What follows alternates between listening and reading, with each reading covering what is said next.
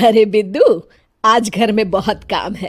आज तुझे स्कूल जाने की जरूरत नहीं है। लेकिन दादी, आज तो स्कूल में मेरा टेस्ट है। अरे एक दिन स्कूल नहीं जाएगी तो ऐसी कौन सी तेरी कलेक्टर की पढ़ाई छूट जाएगी। वैसे भी मैं देख रही हूँ आजकल तो बड़ी ढीठ हो गई है।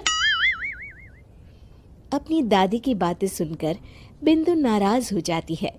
तभी उसकी माँ कहती है, अरे बिंदु, इतनी छोटी बात पे मुंह फुलाने की क्या जरूरत है। दादी बिल्कुल सही कह रही हैं। लड़कियों को तो घर के काम काज सीखना चाहिए। अरे बहू, रमेश के लाड़ प्यार ने इसे बिगाड़ रखा है। कम से कम तू तो मेरी बात समझती है।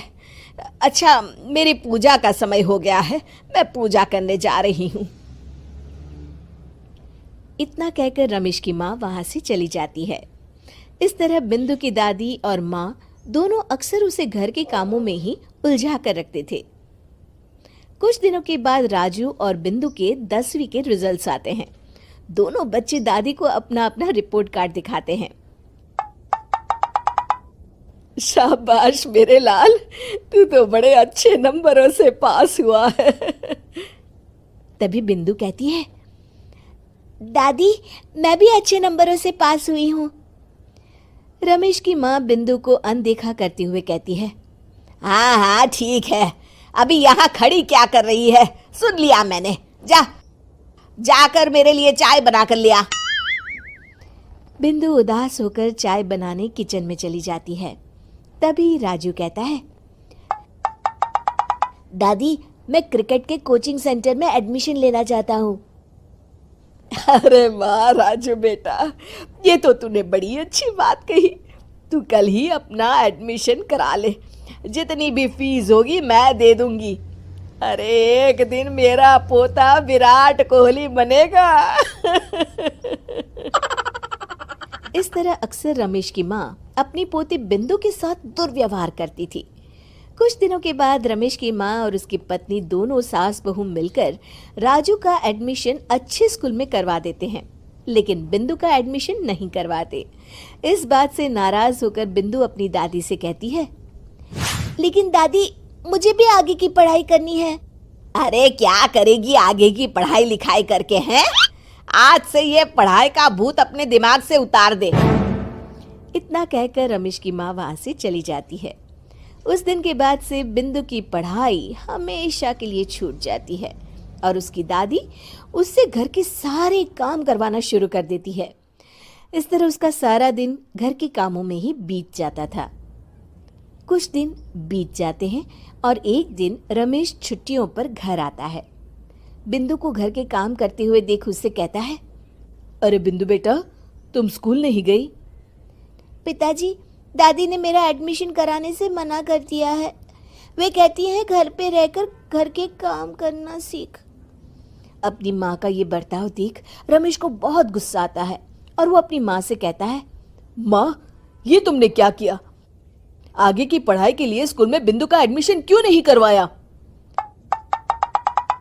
अरे बेटा, लड़की जात है, ज्यादा पढ़ लिख कर क्या करेगी? वैसे भी शादी के बाद तो इसे घर के ही काम करने हैं ना।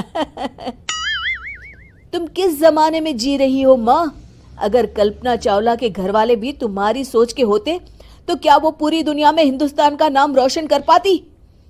इसका स्कूल छुड़वाकर तुम इसका भविष्य बर्बाद कर रही हो, लेकिन मेरे रहते ऐसा नहीं होगा। बिंदु बेटा, कल ही तुम्हारा एक अच्छे स्कूल में एडमिशन करा दूंगा। तुम जितना चाहे उतना पढ़ो। मेरे होते हुए तुम्हें किसी बात की चिंता करने की जरूरत नहीं है। अपने पिता से हौसला पाकर बिंदु खुश हो जाती है और कहती है, जी पापा, मैं खूब मन लगाकर पढ़ाई करूंगी और बड़ी होकर डॉक्टर बनूंगी। ये हुई ना बात, शाबाश मेरी बेटी।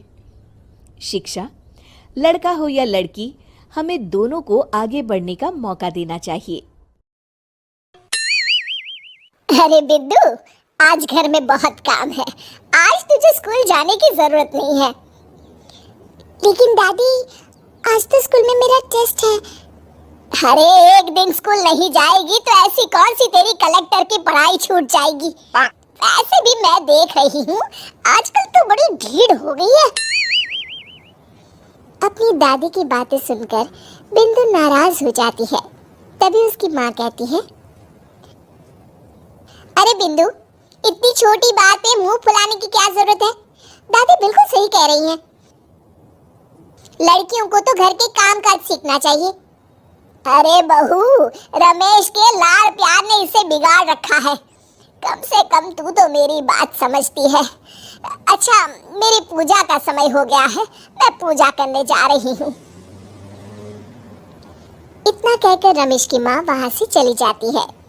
इस तरह बिंदु की दादी और माँ दोनों अक्सर उसे घर के कामों में ही उलझा कर रखते थे। कुछ दिनों के बाद राजू और बिंदु के 10वीं के रिजल्ट्स आते हैं। दोनों बच्चे दादी को अपना अपना रिपोर्ट कार्ड दिखाते हैं।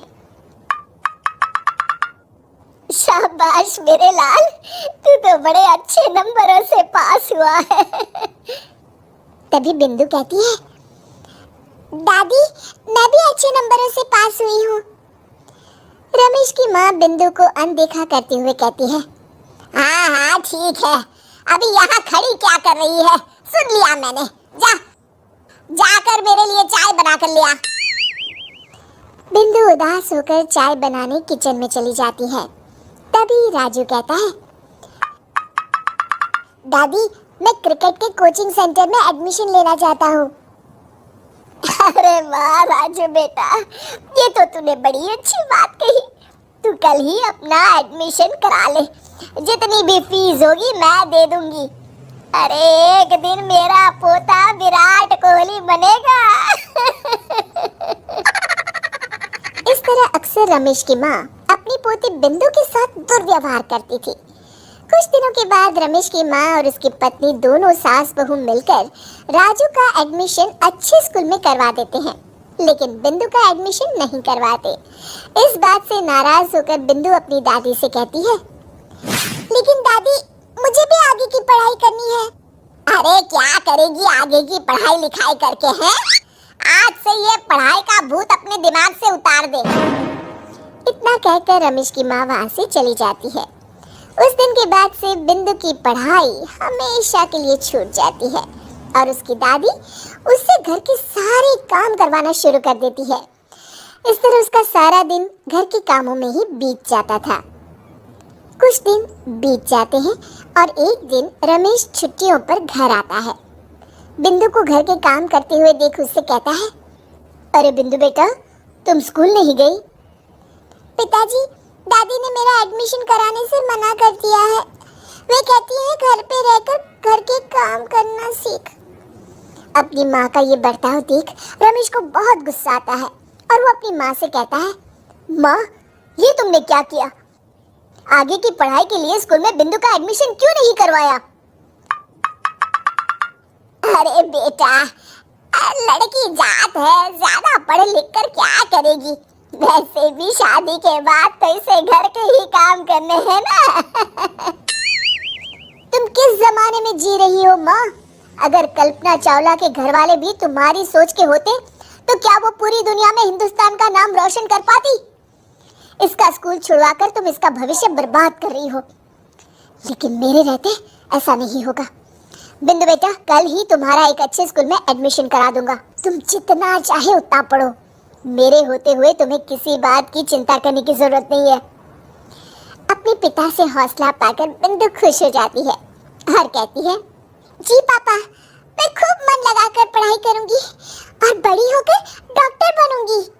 ये हुई ना बात, शाबाश मेरी बेटी। शिक्षा, लड़का हो या लड़की, हमें दोनों को आगे बढ़ने का मौका देना चाहिए।